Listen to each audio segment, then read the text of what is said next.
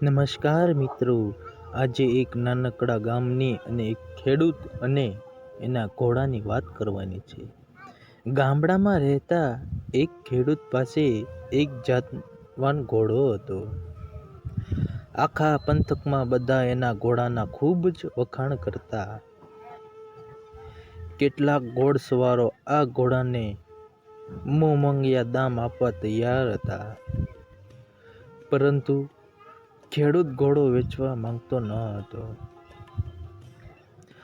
કારણ કે એ ઘોડો ખૂબ પ્રેમ કરતો હતો.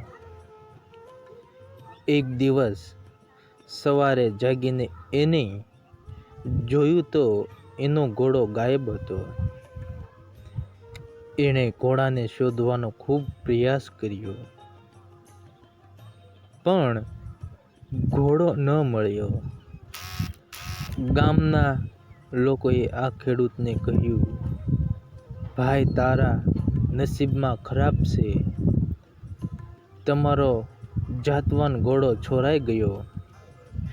ખેડૂત ગામ લોકોને કહ્યું, મારા નસીબ ખરાબ છે કે સારા એ નક્કી કરનારો હું કે તમે કોઈ નથી.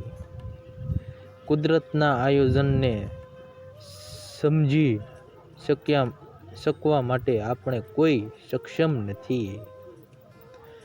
ગામ લોકો તો અંદરો અંદર વાતો કરવા જતા રહ્યા. આ ડોહાનું સસકી ગયું. એનો ઘોડો જતો રહ્યો અને આત્માના આવી વાતો કરે. આઘાતમાં આવો વાત કરે. થોડા દિવસ પછી ઘોડો પાછો આવ્યો અને એની સાથે બીજા 10 જંગલી ઘોડાને લાવ્યો. ગામ લોકોને આ સમાચાર મળ્યા એટલે બધા ખેડૂતને મળવા આવ્યા અને કહ્યું, તમે તે દિવસે સાચું કહેતા હતા? તમારા નસીબ ખરાબ નથી ને કે સારા છે? અને કેટલાક આ ઘોડા બીજા 10 ઘોડાને પોતાની સાથે લાવ્યો છે? ખેડૂત કહ્યું, તમે મારી વાતને સમજી શક્યા નથી. આ ઘટના મારા સારા નસીબ છે એમને પણ ન કહી શકાય કે થોડા દિવસ બાદ નવા આવેલા જંગલી ઘોડાને તાલીમ આપતી વખતે ખેડૂતોને એકનો એક યુવાન દીકરો ઘોડા પરથી પડ્યો અને એના હાથ પગ ભાંગી ગયા. ખેડૂતનો એકમાત્ર આધાર પથારીવશ થઈ ગયો. ગામ લોકો ખબર કાઢવા આવ્યા અને કહ્યું, તમારી વાત બિલકુલ સાચી હતી. આ જંગલી ઘોડાઓ આવ્યા તે તમારી સારા નસીબ ન હતા. જો ઘોડા ન આવ્યા હોત તો તમારો દીકરો સાજો નરવો હોત. તમારા નસીબ ખરાબ કે દીકરો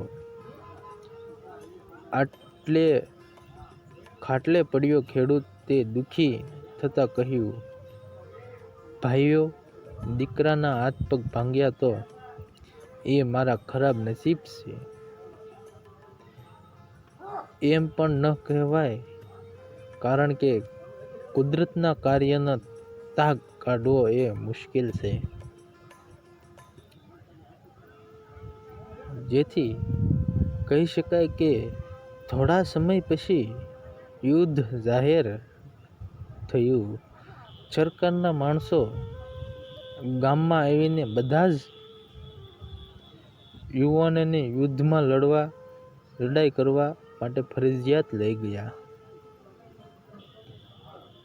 પણ આ ખેડૂતના દીકરાને છોડી દીધો, કારણ કે એ તો લડી શકે તેમ ન હતો. ગામ લોકો ફરી આ ખેડૂતની ઘરે ગયા ને કહ્યું, તમારા નસીબ સારા છે કે તમારા દીકરાના હાથ પગ ભાંગ્યા. કમસે કમ આ છોકરો તમારી નજરની સામે તો છે.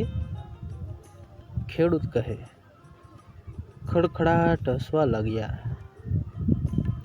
શું હસવા લાગ્યા ખેડૂત?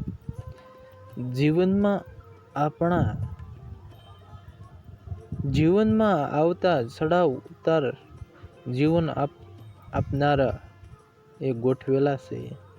જીવનમાં બનતી જુદી જુદી ઘટના વખતે મારા નસીબ સારા છે કે મારા નસીબ ખરાબ છે નો હર્ષ શોક કરવાને બદલે કુદરતે નક્કી કરેલા પ્રહાર